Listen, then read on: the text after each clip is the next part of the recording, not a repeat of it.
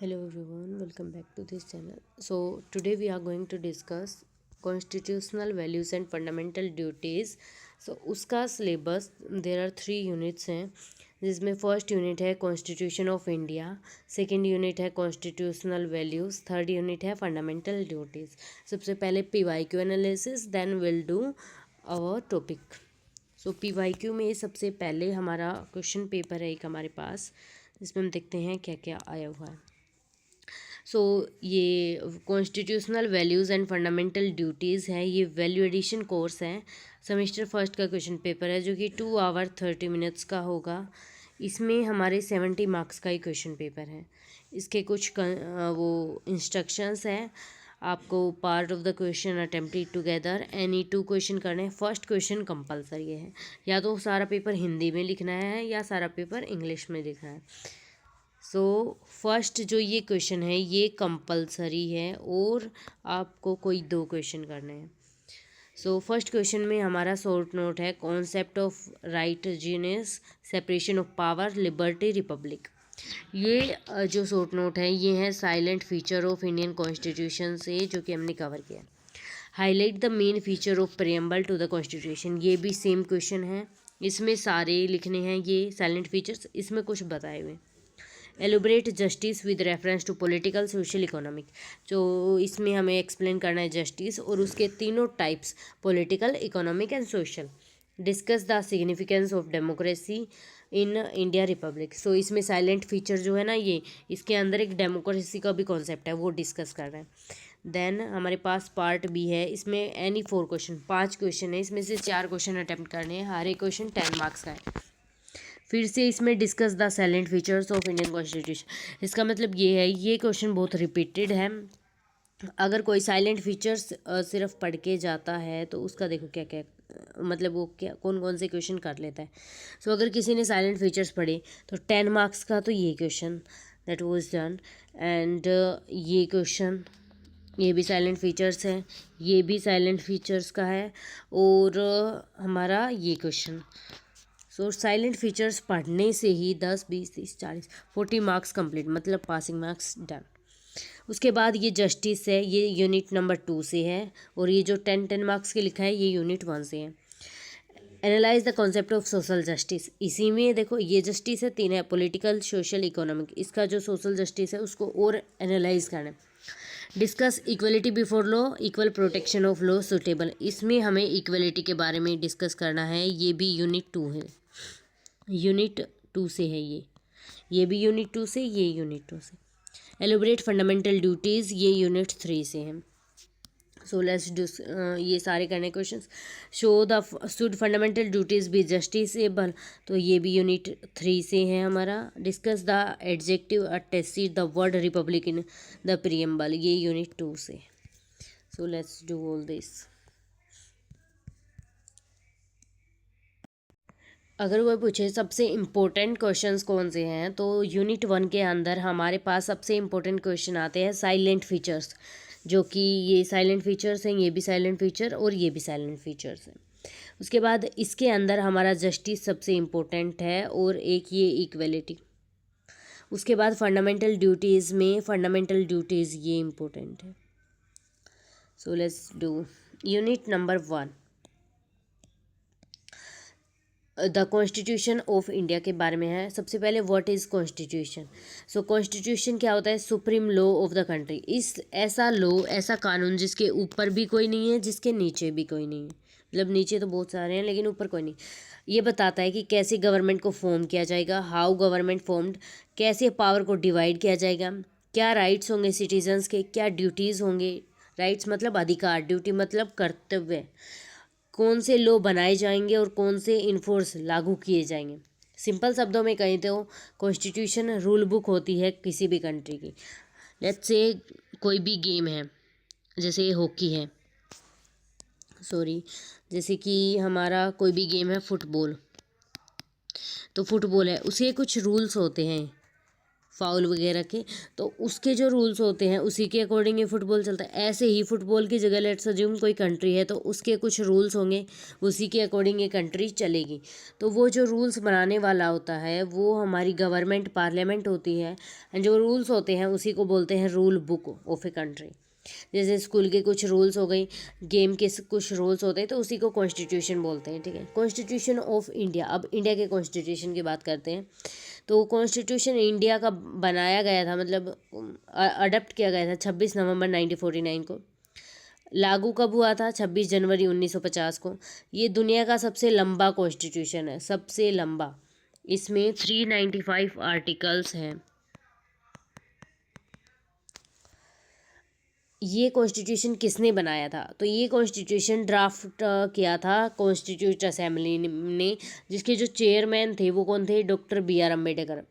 Doctor B R Ambedkar को हम क्या बोलते हैं? Father of Indian constitution. इनको बोलते हैं father of Indian constitution, doctor B R Ambedkar को, क्योंकि इन्होंने कॉन्स्टिट्यूशन को बनाया था। उसके बाद है why do we need a constitution. हमें कॉन्स्टिट्यूशन की आवश्यकता क्यों है, हमें ज़रूरत क्यों है? तो गवर्नमेंट के पास पावर होती है, वो अपनी पावर को मिसयूज़ भी कर सकती है। तो इसके लिए उसकी पावर को लिमिट करने के लिए गवर्नमेंट हमें कॉन्स्टिट्यूशन की ज़रूरत है। इसके according government can't act according to its wish. अपने अनुसार गवर्नमेंट काम नहीं कर सकती, गवर्नमेंट को सिटीजन्स की सुननी पड़ेगी। उसके बाद हमारे कुछ राइट्स होते हैं, उनको प्रोटेक्ट करने के लिए, उसमें कुछ मेंटेन करने के लिए लॉ एंड ऑर्डर, इंश्योर करने के लिए इक्वलिटी की सब इक्वल हैं, गवर्नमेंट को गाइड करने के लिए कि आप ये ऐसे आप काम करो इस देश में, कंट्री के अंदर। इक्वलिटी का मतलब किसी के खिलाफ कोई डिस्क्रिमिनेशन नहीं होगा, चाहे वो किसी भी कास्ट हो, कोई भी जेंडर हो। लॉ एंड ऑर्डर में सेम लॉ होगा सबके लिए, चाहे वो नेता हो या फिर कोई और। अब है फीचर्स ऑफ ए कॉन्स्टिट्यूशन।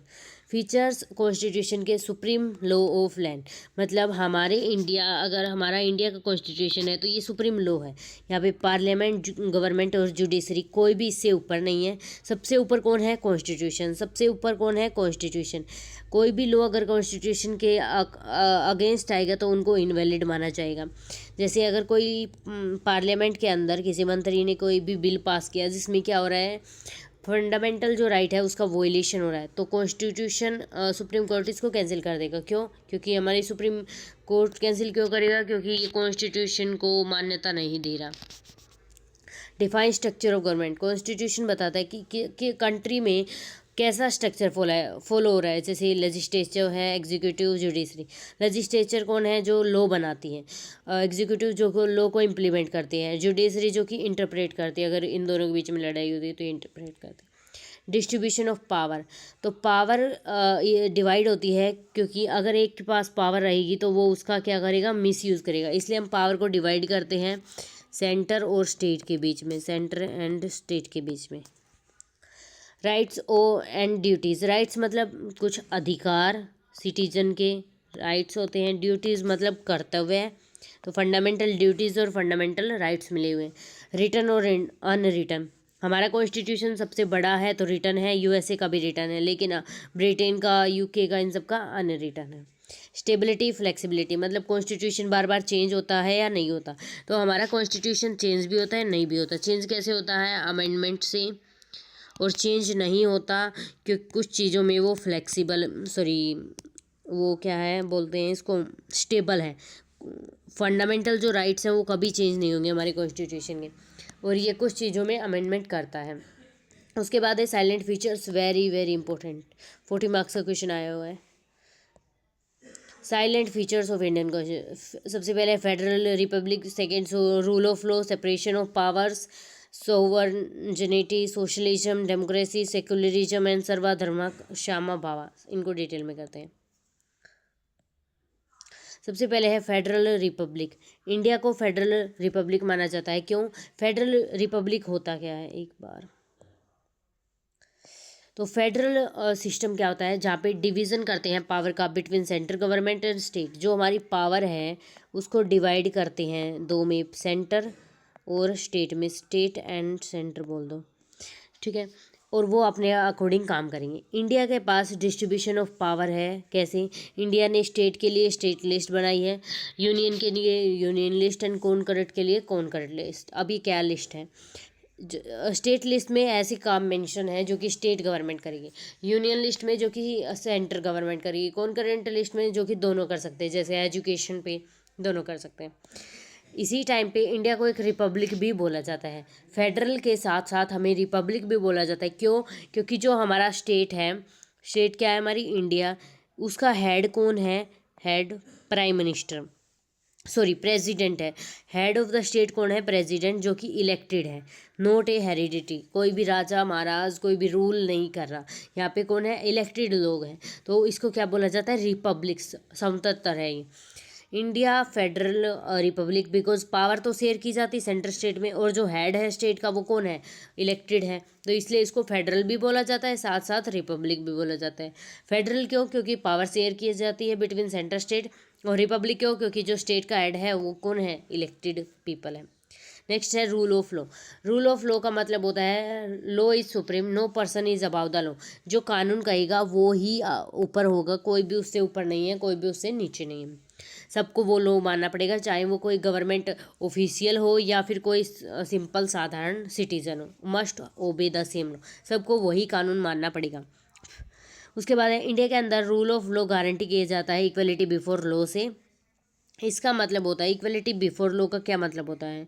मतलब all individual are treated equality without discrimination. सबको एक समान माना जाएगा, किसी के साथ भी किसी भी प्रकार का कोई डिस्क्रिमिनेशन नहीं किया जाएगा। इससे क्या होता है? मिसयूज़, गवर्नमेंट अपनी जो पावर है उसका मिसयूज़ नहीं कर सकती। ठीक है, ये प्रोटेक्ट करता है हमारे डिसीजंस को, जैसे हमें जस्टिस प्रोवाइड करता है, हमें फेयरनेस एंड अकाउंटेबिलिटी देता है गवर्नमेंट को। तो ये है rule of law. Next we have separation of power. Separation of power का मतलब है जो पावर है गवर्नमेंट की वो डिवाइडेड होगी अमंग 3 ऑर्गन्स। गवर्नमेंट की पावर 3 लोगों के बीच डिवाइडेड होगी। लोग नहीं है इन द सेंस, ये हैं ऑर्गन्स ऑफ द गवर्नमेंट, जिसमें लेजिस्लेचर जो कि लॉ बनाता है, एग्जीक्यूटिव जो कि लॉ को इम्प्लीमेंट करता है, जुडिशरी जो कि लॉ में इंटरप्रेट करता है। हर ऑर्गन के कुछ फंक्शंस होते हैं, रिस्पॉन्सिबिलिटी होते हैं, जिससे क्या होता है? चेक एंड बैलेंस का सिस्टम रहता है, मतलब एक दूसरे पे नज़र रख सकते हैं हम। इससे किसी भी की पावर लिमिट होती है और हर जो ऑर्गन है वो कंट्रोल में आता है। ठीक है, इसमें क्या होता है? लेजिस्लेचर क्या है? अब लेजिस्लेचर जो कि कानून बनाता है, एग्जीक्यूटिव जो कि इम्प्लीमेंट करता है, और जुडिशरी जो कि इंटरप्रेट करता है लॉ। तो ये हो गया हमारा सेपरेशन ऑफ पावर। सोवर्जिनिटी, इसका मतलब है country fully independent has a supreme authority to govern itself without external control. अब हमारी इंडिया है, इंडिया अब फुली इंडिपेंडेंट है, ये अपने सारे डिसीजंस खुद ले सकते हैं, इसको किसी दूसरी कंट्री की ज़रूरत नहीं है, इसके सारे डिसीजंस खुद लिए जा सकते हैं, ये अपने आप को खुद गवर्न करती है। तो ये क्या हो गई? सोवर्जन हो गई। ये सोवर्जन एक ऐसी स्टेट होती है जो खुद के लॉ बना सकती है, पॉलिसी बना सकते हैं, डिसीजंस इंटरनल और एक्सटर्नल मैटर दोनों पर, बाहर भी और अंदर भी। सोवर्जनिटी इंडिकेट करता है कि India is not under control of any other country, is free to conduct its affair independently. अब इससे पहले जब 200 ईयर्स के लिए ब्रिटिशर्स ने राज किया था, तब इंडिया इंडिपेंडेंट नहीं थी, तब ब्रिटिशर्स पे डिपेंड होना पड़ा था इंडिया को, और वो जो भी रूल लेते थे। तो जब क्या थी? इंडिपेंडेंट नहीं थी, सोवर्जन नहीं थे। लेकिन अब सोवर्जन है, क्योंकि ये किसी के कंट्रोल के अंदर नहीं है, हमारी इंडिया खुद अपना काम कर सकती है, पॉलिटिकली भी फ्रीडम है ये। अब आता है सोशलिज्म। सोशलिज्म का मतलब होता है the state work to ensure social and economic equality among citizen. मतलब जो हमारी गवर्नमेंट है जो भी काम करेगी उससे क्या होगा? एक तो इकोनॉमिक इक्वालिटी होगी और एक सोशल वेलफेयर होगा। ठीक है, इसका मेन एम होता है कि इनइक्वालिटी को कम करें, इनकम स्टेटस अपॉर्चुनिटी के बेसिस पे, और जस्टिस है उसको प्रमोट करें एंड वेलफेयर को प्रमोट करें। सोशलिज्म का ये मतलब नहीं होता स्टेट की ownership of property, but mix economy. चलो मिक्स इकोनॉमी जहाँ पे प्राइवेट लोग भी काम करें प्लस पब्लिक लोग भी काम करें, तो ये होती है मिक्स इकोनॉमी। सिर्फ ये नहीं है कि अगर पब्लिक काम करेगी तो ही, गवर्नमेंट काम करेगी तो ही सोशलिज्म होगा, प्राइवेट को भी ध्यान देना चाहिए सोशलिज्म पे। गोल क्या है? वेलफेयर स्टेट क्लियर करना और इक्वल अपॉर्चुनिटी देना weaker section of the society, जैसे वुमेन्स हो गई या फिर कोई माइनॉरिटी हो गई, उन सबको। उसके बाद नेक्स्ट साइलेंट फीचर है डेमोक्रेसी। डेमोक्रेसी का मतलब होता है power of government lie with the people. लोगों के अंदर पावर है गवर्नमेंट की। हमारा जो प्रियम्बल है कॉन्स्टिट्यूशन का, क्या बोल रही हूँ मैं, प्रियम्बल, जिसको समरी बोलते हैं कॉन्स्टिट्यूशन की, वो स्टार्ट होता है we the people of India. We the people of India. तो वीदा मतलब हमारे पास पावर है, तो हमारे पास पावर है, तो इसमें क्या है, डेमोक्रेटिक अगर सिस्टम होगा तो वहाँ पे सिटीजन्स को राइट होंगे चूज़ करने के लिए अपने रिप्रेजेंटेटिव। मतलब हम अपने जो नेता हैं उनको खुद चूज़ कर सकते हैं। तो ये होता है डेमोक्रेसी। ये पार्टिसिपेशन, इक्वलिटी, अकाउंटेबिलिटी को करता है इंश्योर। रिप्रेजेंटेटिव सिस्टम है। डेमोक्रेसी एक फंडामेंटल फ्रीडम है, ठीक है।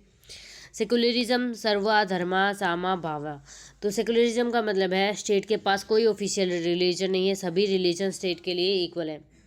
सेकुलरिज्म का मतलब होता है स्टेट का कोई रिलीजन नहीं है, जैसे हिंदू बोलते हैं कुछ लोग मुस्लिम। तो हम ये नहीं कह सकते हमारी गवर्नमेंट हिंदू है या फिर मुस्लिम। मतलब स्टेट का कोई ऑफिशियल रिलीजन नहीं है, हर एक स्टेट को इक्वली ट्रीट किया जाएगा। गवर्नमेंट किसी भी रिलीजन को प्रमोट नहीं करेगी, किसी के अगेंस्ट कुछ नहीं बोलेगी। जैसे कि जो गवर्नमेंट स्कूल्स होते हैं उसमें किसी भी रिलीजन के बारे में कोई बात नहीं होती। क्यों? क्योंकि ये गवर्नमेंट स्कूल है। सो यहाँ पे गवर्नमेंट डजंट फेवर और डिस्क्रिमिनेट अगेंस्ट एनी रिलीजन। मतलब किसी के फेवर में भी नहीं बोलेगी और किसी को गलत भी नहीं बोलेगी। हर एक इंडिविजुअल को फ्रीडम है कि वो अपने रिलीजन को प्रैक्टिस, प्रोफेस एंड प्रोपेगेट कर सकता है, उसको फॉलो कर सकता है, उसको मान सकता है, और उसको टॉलरेंस, हार्मनी, पीसफुल एग्जिस्टेंस करती है। अब यूनिट 1 इज़ कम्प्लीटेड। यूनिट 1 में सबसे पहला था हमारा, लेट मी शो यू, सबसे पहला था कि कॉन्स्टिट्यूशन होता क्या है। तो ये एक रूल बुक है। उसके बाद कॉन्स्टिट्यूशन ऑफ इंडिया अडॉप्ट किया गया था 26 नवंबर 1949। 26 जनवरी को फोर्स में आया था, लॉन्गेस्ट रिटन कॉन्स्टिट्यूशन। हमें कॉन्स्टिट्यूशन की ज़रूरत क्यों? फीचर्स हमारे कॉन्स्टिट्यूशन के ये साइलेंट फीचर्स, ये इंपॉर्टेंट है। देन हमने डिटेल में एक्सप्लेन किए। Rule of law, separation of power, sovereignty, socialism, democracy, secularism, sarva dharma and sama bhava. Now we have unit 2 constitutional values. इसमें भी एक क्वेश्चन आया हुआ है 21st सेंचुरी में, इनकी क्या इंपॉर्टेंस है। Constitutional value are the basic ideal और प्रिंसिपल्स जो गाइड करते हैं फंक्शनिंग की कॉन्स्टिट्यूशन कैसे काम करेगा। अब कॉन्स्टिट्यूशन तो बना लिया, लेकिन कैसे काम करेगा तो ये कौन बताता है? कॉन्स्टिट्यूशनल वैल्यूज़ बताते हैं। कॉन्स्टिट्यूशनल वैल्यूज़ प्रमोट करती हैं जस्टिस, लिबर्टी, इक्वलिटी, फर्टर्निटी और फेयर डेमोक्रेटिक हार्मनी सोसाइटी के अंदर। जस्टिस क्या होता है? इसका मतलब होता है fairness, absence of discrimination in a society. मतलब फेयर होगा सब कुछ, मतलब साफ, मतलब किसी को भी डिस्क्रिमिनेट नहीं करेंगे सोसाइटी, किसी के साथ भेदभाव नहीं होगा, सब इक्वल होंगे। नो पर्सन इज एक्सपेक्टेड, किसी के साथ बुरा व्यवहार नहीं करेंगे, सबको इक्वल मानेंगे अंडर द लॉ। कानून की नज़र में सब इक्वल है। टाइप ऑफ जस्टिस, ये क्वेश्चन आया हुआ है PYQ में 2025 में फॉर 10 मार्क्स। सॉरी 10 मार्क्स का ये, और ये इतना वाला 10 मार्क्स का अलग से। सो चलो करते हैं। टाइप ऑफ जस्टिस 3 होते हैं, सोशल, इकोनॉमिक और पॉलिटिकल। सोशल जस्टिस का मतलब होता है no discrimination based on caste, religion, gender, caste, religion के इन तीनों के बेसिस पे कोई भी डिस्क्रिमिनेशन, किसी के साथ भेदभाव नहीं होगा इन तीनों के बेसिस पे, तो उसको बोलते हैं social justice. Equal social status मिलेगा सबको, प्रोटेक्शन मिलेगा वीकर सेक्शंस को। वीकर सेक्शन में जैसे आता है वुमेन, और आता है माइनॉरिटी, और आता है SC ST, ये सब सेक्शंस वीकर होते हैं। इसमें जैसे कि जो छुआछूत था उसको एब्लोइश कर दिया गया, abolition of untouchability according to article 17, article 17 के तहत। उसके बाद है इकोनॉमिक जस्टिस। इसका मतलब होता है फेयर डिस्ट्रीब्यूशन ऑफ वेल्थ। सबको वेल्थ है वो फेयरली मिलेगी, मतलब सबको इतने ही अमाउंट ऑफ इनकम मिलेगी सबको, किसी को ज़्यादा नहीं मिलेगी, किसी को कम नहीं, और सबको इकोनॉमिक अपॉर्चुनिटी इक्वल मिलेगी। मतलब कोई गरीब है, अगर कोई पुअर है तो उसको जॉब भी नहीं मिल रही, और कोई रिच है तो उसको जॉब मिल रही है, ऐसा नहीं होगा, सबको इक्वल जॉब्स मिलेंगी। एग्जाम्पल गवर्नमेंट की वेलफेयर स्कीम्स, अगर पुअर पढ़ नहीं पा रहा जॉब लेने के लिए तो उसको कुछ वेलफेयर स्कीम्स मिलेंगी, स्कीम्स में उनको फ़ायदा मिलेगा। उसके बाद है political justice, equal political right, सबको पॉलिटिकल राइट इक्वल मिलेंगे। जैसे कि यूनिवर्सल अडल्ट फ्रेंचाइज, ये क्या है? 18+ जो भी लोग हैं उनको राइट है to vote, right to vote. ठीक है। इक्वल पार्टिसिपेशन, सब right to vote all adult, adult मतलब 18+, जो भी 18+ है सबको राइट है वोट देने का। तो political justice, economic and social justice, 3 type के जस्टिस होते हैं। ये क्या है हमारी जस्टिस, क्या है, कॉन्स्टिट्यूशनल वैल्यूज़ है। उसके बाद नेक्स्ट कॉन्स्टिट्यूशनल वैल्यू है लिबर्टी। लिबर्टी बहुत सारी टाइप्स के होते हैं। Liberty of thought, expression, belief, faith and worship. Liberty जो हमारी प्रियम्बल में मेंशन है, लिबर्टी का मतलब होता है freedom of individual to think, express, live according to their choice without unnecessary interference. मतलब एक इंडिविजुअल, एक इंसान के पास फ्रीडम है कि वो जो चाहे वो सोच सकता है, जो चाहे वो एक्सप्रेस कर सकता है, एंड जहाँ चाहे वहाँ रह सकता है अकॉर्डिंग टू देयर चॉइस, अपनी चॉइस के अकॉर्डिंग। कोई भी वहाँ पे अननेसेसरी इंटरफेरेट नहीं करेगा जब तक दूसरे की लिबर्टी हार्म नहीं हो रही। कॉन्स्टिट्यूशन गारंटी करता है लिबर्टी को, so that people can develop their personality, opinion, belief freely. Liberty absolute नहीं है, मतलब ये नहीं है आप जो चाहो वो कर सकते हो, ऐसा नहीं होगा। जो चाहो वो सोच सकते हो, आप बम बना के सोच लो, दिस इज़ नॉट एब्सोल्यूट। इसमें कुछ रिस्ट्रिक्शंस लगते हैं जो कि रीजनेबल रिस्ट्रिक्शंस है। वो क्यों लगते हैं? पब्लिक के ऑर्डर को, मोलिटी, सिक्योरिटी, नेशनल सिक्योरिटी की जब बात आती है तो सारे ऑर्डर्स कैंसिल हो जाते हैं सब। उसके बाद है type of liberty, liberty of thought, expression, then belief, faith और वर्शिप।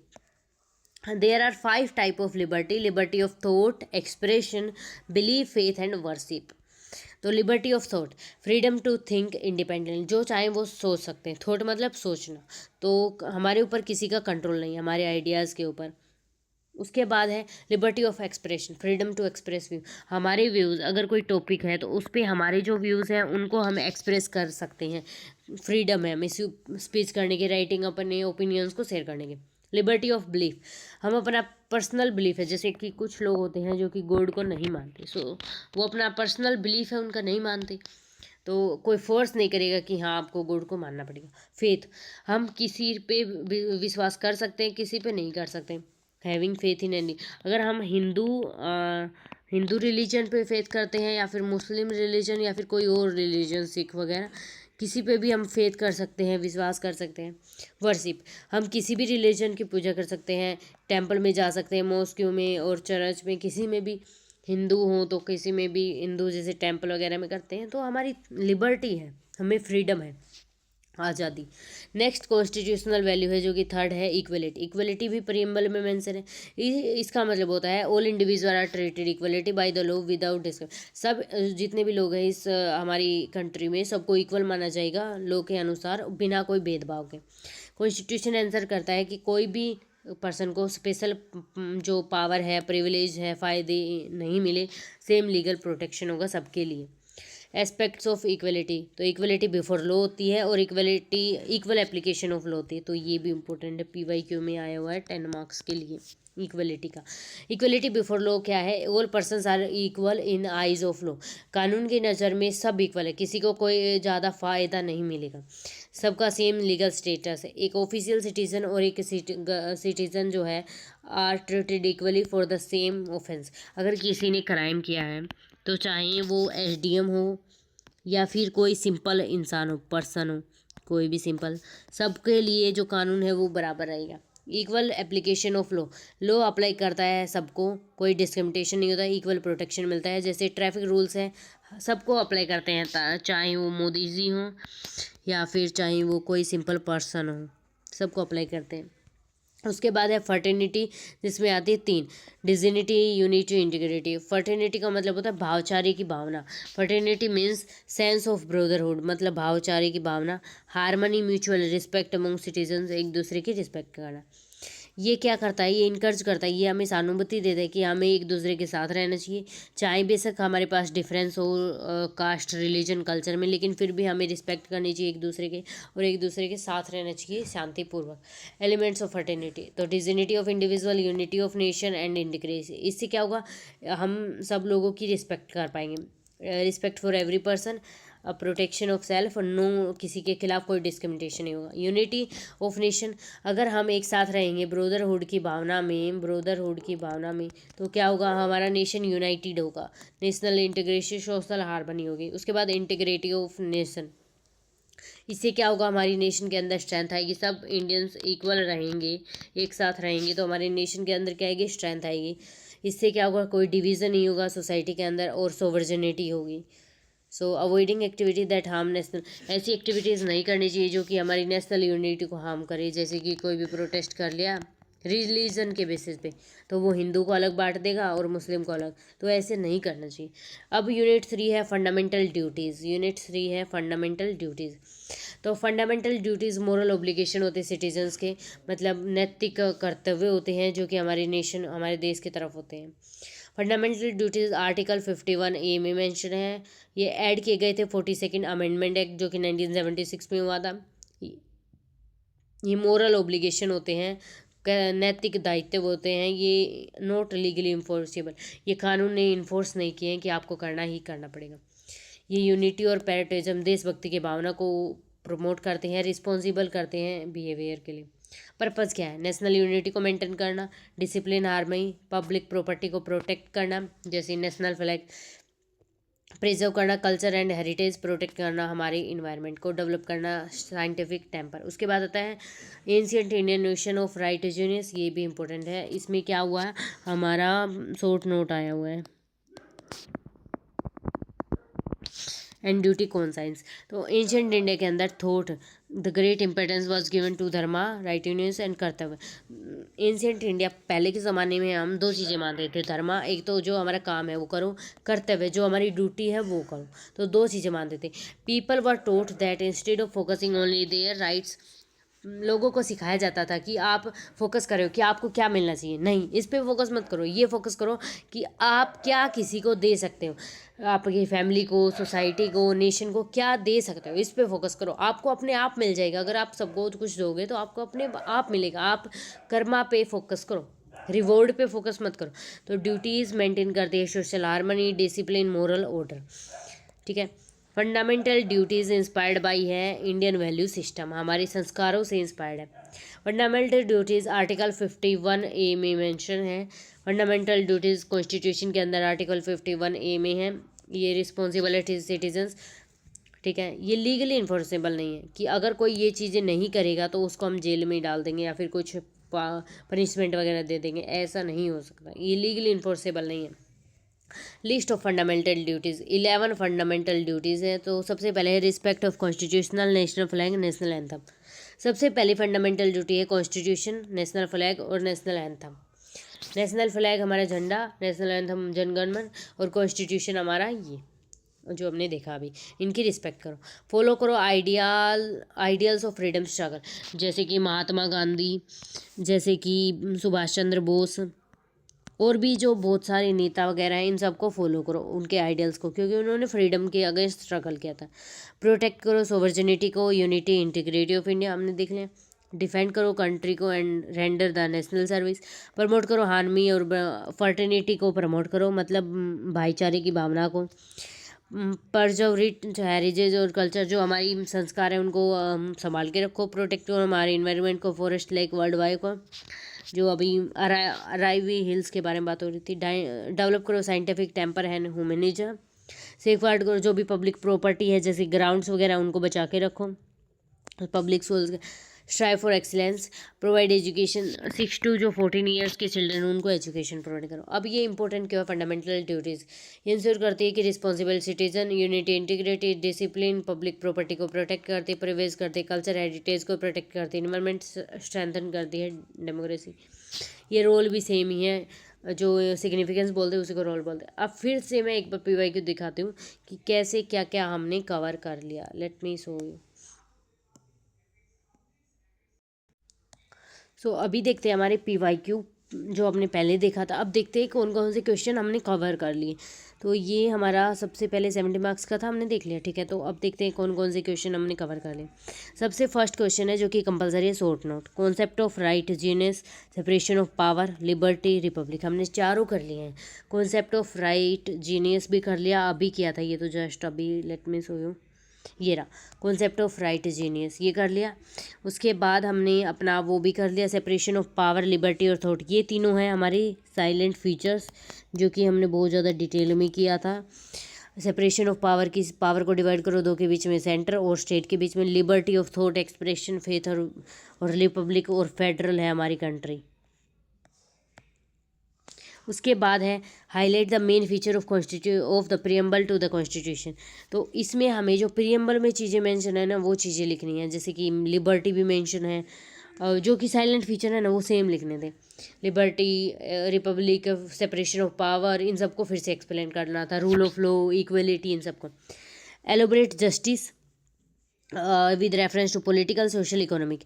जस्टिस को एक्सप्लेन करना था, जो कि क्या है, एक कॉन्स्टिट्यूशनल वैल्यू है, यूनिट टू में है ये। और इसके टाइप्स, पॉलिटिकल फर्स्ट टाइप है, सेकंड सोशल, तीसरा इकोनॉमिक, ये भी हो गया। उसके बाद है सिग्निफिकेंस ऑफ डेमोक्रेसी। अब साइलेंट फीचर्स जो थे, ये वाले साइलेंट फीचर्स, इसमें हमें डेमोक्रेसी के बारे में बताया हुआ था, तो उसकी इंपॉर्टेंस क्या है वो बताना है, इंपॉर्टेंस ऑफ डेमोक्रेसी उसमें बता दिया था मैंने। उसके बाद है पार्ट 2, जिसमें कोई भी 4 क्वेश्चन अटैम्प्ट करने हैं। Salient features of Indian constitution, तो ये हमने यहाँ पे देखा था, यही सेम क्वेश्चन फिर से। कॉन्सेप्ट ऑफ सोशल जस्टिस, ये फिर से क्वेश्चन। उसके बाद है equality before law, equal protection of law. अब साइलेंट फीचर्स में एक इक्वलिटी नाम से भी था, उसको और ज़्यादा एक्सप्लेन करना है। फिर है एलोबरेट फंडामेंटल ड्यूटीज़ इन content Indian constitution, unit number 3, fundamental duty, जो कि 51A आर्टिकल में दी हुई है, ये एक्सप्लेन करनी थी, ये अभी की है ना, ये रही फंडामेंटल ड्यूटीज़, ये रही, ये एक्सप्लेन करनी थी। उसके बाद नेक्स्ट है शुड फंडामेंटल ड्यूटीज जस्टिसेबल, नहीं, ये लीगली नहीं है। लीगली अगर हम फंडामेंटल ड्यूटी फॉलो नहीं करेंगे तो किसी को पनिशेबल नहीं किया जाएगा, तो ये एक्सप्लेन करना था। सबसे पहले इसमें इंट्रोडक्शन, फंडामेंटल ड्यूटीज होती क्या है, लिस्ट देनी थी उसकी, और फिर उनके बाद इसको एक्सप्लेन करना था। Discuss adjective attach the word republic in the preamble में रिपब्लिक हमने देखा, फेडरल रिपब्लिक के बारे में, तो वो एक्सप्लेन करना था।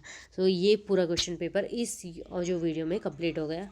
एंड मैंने ये टॉपिक देखने ही बनाया, इसमें मैंने सारी यूनिट्स कवर किए हैं।